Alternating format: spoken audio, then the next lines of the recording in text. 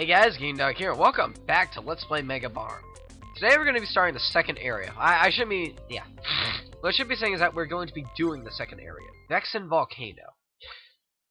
Now, I really like Vexen Volcano. I think it's a nice way to just ease you into the difficulty that the game is most likely going to have for the rest of the game. Because this game does actually get really hard later on. Okay. So, with new worlds come new enemies, and our first new enemy are these little, like, bird guys running around. They're really fast, but they're really stupid, I noticed. Like, they seem to run into your bombs a lot, at least whenever I play. Once again, these little capsule things are in the game as well. And I just got an extra life by getting a bunch of points. Alright. Now, these rock guys, they just, like, they just walk around and fall asleep in the most inconvenient areas. Yeah, the enemies in this area aren't really too bad, in my opinion. I mean, I think there is like one or two new kinds of enemies we meet later on, and they're still not that bad. Now, at the beginning of this level, you might have counted. Oh wait, last enemy in this one room, these little flamethrower guys, they will just like run around and occasionally fire off a little bit of fire. Now, something interesting is that the fire they shoot can actually set off your bombs. You can use this to set up clever traps in them, but they can also use this to kind of preemptively set off bombs and kind of blow you up without you wanting them to. Be careful around them, especially if they're running towards you. So anyway, like I was saying, you might have noticed at the beginning of the level, I picked up a roller skate icon. That increases Bomberman's speed. It's a really useful icon, and, well, they're kind of rare, actually. I think that's one of, like, 2 in the game, to be honest. Yeah, there are some panels in this game that are just, like, extremely rare, and they only appear in one level in the game. And, being the nerd I am, and being the guy who has played this game since he was a little kid, I pretty much memorized where every single one of them is. Oh, man, there's one we get in the 4th world that pretty much just breaks the game. It's ridiculous.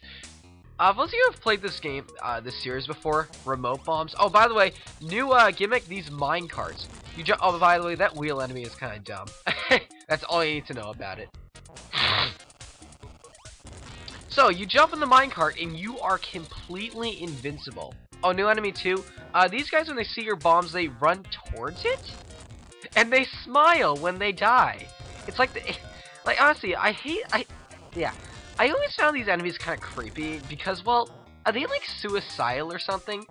Like, they smile when they die. That's so morbid. So anyway, like I was saying before, ooh, Louie! Louie! It's the dancing Louie! Okay, so like I was saying before, when you go into the minecart, you'll go on a preset destination, which is indicated by the mine tracks. And I'm gonna dance while I wait for bombs to go off. You are completely invincible when you're in the minecart. Nothing can damage you, nothing can kill you. Like, and you can even set off your own bombs and run over enemies. It really breaks the game, especially if you can like lure the enemies onto the railroad tracks or like set off a bomb and then like yeah. What was I trying to say? If you can set off a bomb and then like get into the train tracks, so you immediately blow up the bomb without actually damaging yourself. Ew, that was close. Actually, I'm not gonna lie here.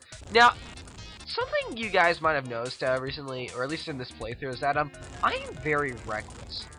Well, to be honest, the reason why I'm so reckless is because, well, I've been playing this game for years, and that means I've been playing it on an actual console. Like, I've been playing this game on a Genesis for years. And since I'm now playing this on an emulator, because I'm Let's Playing it, I can't really record things off my TV, plus my Genesis is broken, and I decided, you know what, I have save states, so I technically have infinite lives, there's no repercussion for death. Let's just go nuts. And, like, let's see what I can do and what I can possibly get away with doing. Let's see how reckless I can possibly be and still be alive, is basically what I'm going for. So, expect a lot of really casual deaths. Well, not casual. Expect a lot of really clumsy deaths for that reason. Like, honestly, I'm doing a lot of things that I wouldn't dare do if I was just playing, like, competitively with friends. Alright, there's one more of these blocks. Yeah, oh, yeah, by the way, new gimmick is, these volcanoes will shoot up and down. Well, these volcanoes will shoot like little meteors up in the air, and if they hit you, they just stun you. They can also blow up bombs, though. They're where the rocks land is so erratic and so random that I never really found a big problem with it. I don't think they can kill enemies, though. I know they can destroy blocks, and I know they can stun you, and that they can blow up your bombs. once again, there's a lot of, well, not once again, but there's a lot of things in this game that can preemptively set off your bombs before you want them to go off. And to be honest, that's really where most of the challenge comes in this game. So anyway, we're gonna start at a new area. Okay, so, yeah. What should I talk about? Well, I could talk about why I love the Bomberman series. Like, I don't know. Every now and then, someone just finds, like, that one series that they just love because it's considered, like, a cult classic, or it just speaks to them in a way. Well, I really like Bomberman. Like, I don't know why. It's Bomberman, the idea of Bomberman is simple. You're a dude blowing up things with bombs, but for such a simple idea, they do a surprising a lot with it. Like, they do a lot of things in this series, especially early on in its life cycle. And to be honest, this is my favorite Bomberman game for that reason. It's like, the idea is simple, yet they do so much with it. There are a lot of gimmicks, a lot of different kinds of bomb types you can pick up. Like, to be honest, I was really excited to see, like, what they can do with the series as the series went on. Unfortunately, though, Hudson has discontinued North American games, so we won't be seeing any more Bomberman, unfortunately. Oh well, it was fun while it lasted.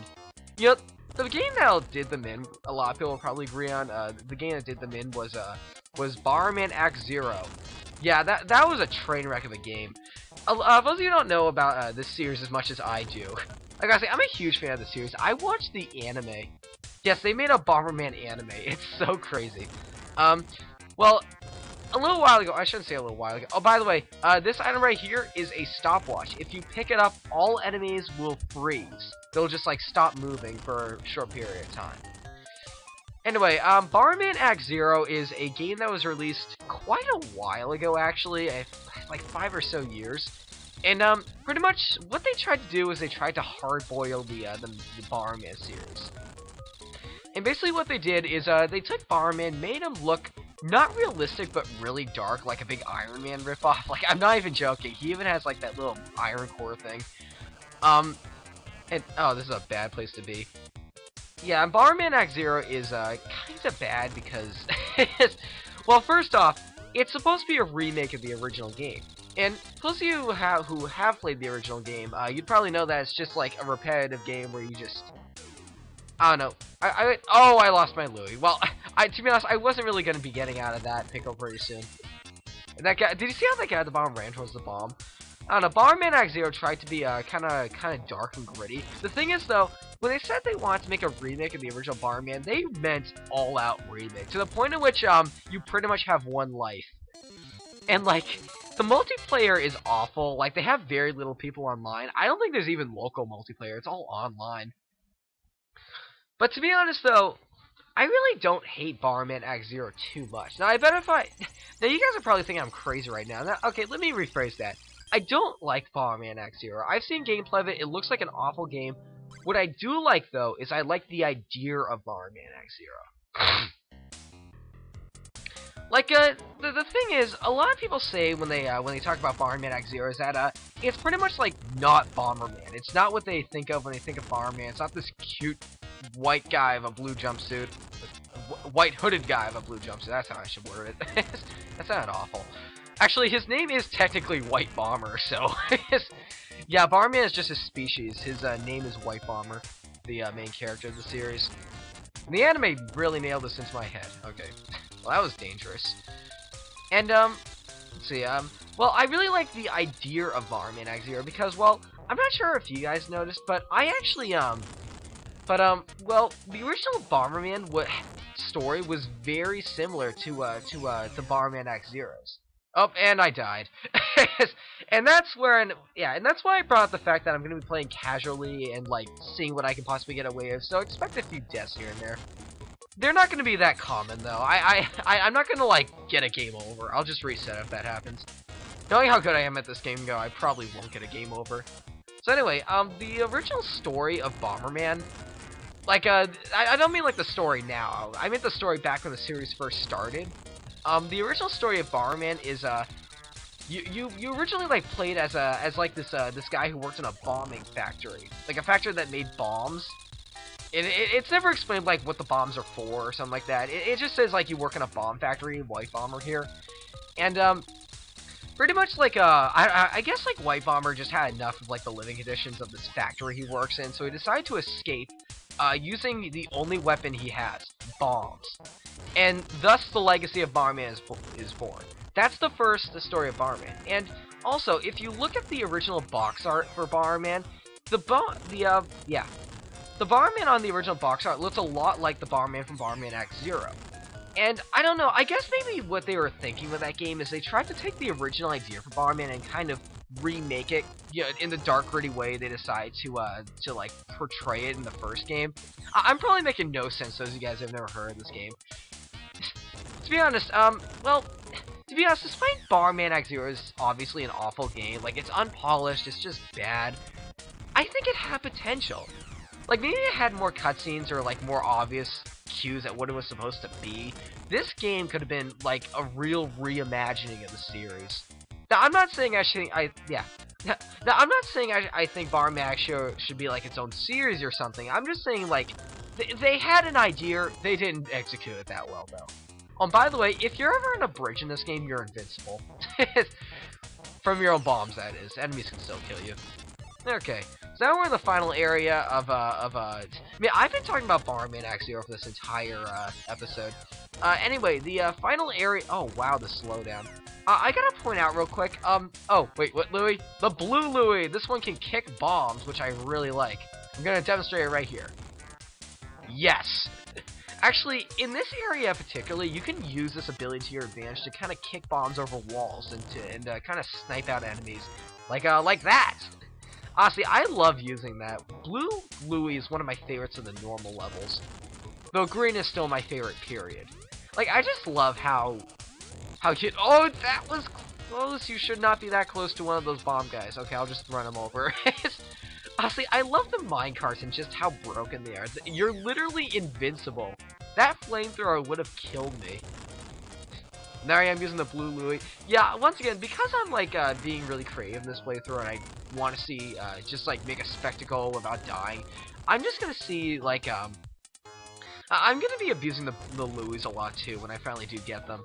I mean, get the other colors is what I should say. Okay. So, we're going to be going down here. You know, to be honest, I don't really like the final part of this area, because... And there's me pausing the game. Oh, I forgot to cut that out. Basically what that was, remember back, actually, wait, no. Yeah, I'll just say this. It prevents my laptop from overheating. My laptop, yeah, there we go. That's what I was talking about before, where you could use their flamethrowers against them. That's a perfect example of me using it right there. I kicked the flamethrower... I kicked my bomb over the guy when he was flamethrowering in the other direction, and... he basically got hit by his own fire. And that guy is doomed. Yes. Smile one last time. Smile for Camtasia. I mean, Cam Studio. I've never used Camtasia. Yeah, Camtasia. Is that any good? Kick! Dragon kick! Oh man, I'm playing too much True Crime Streets of LA. I love that game. That game is just so ridiculous. Refer to my earlier videos if you've never heard of it. Alright, so we are coming up on the boss of Heir of Vexen Volcano here. And this boss... Now, if there's one problem I've always had in this game, is I find the balance with the bosses kind of bad. For example, I think this is one of the harder fights of the game, especially if you don't have the Louie.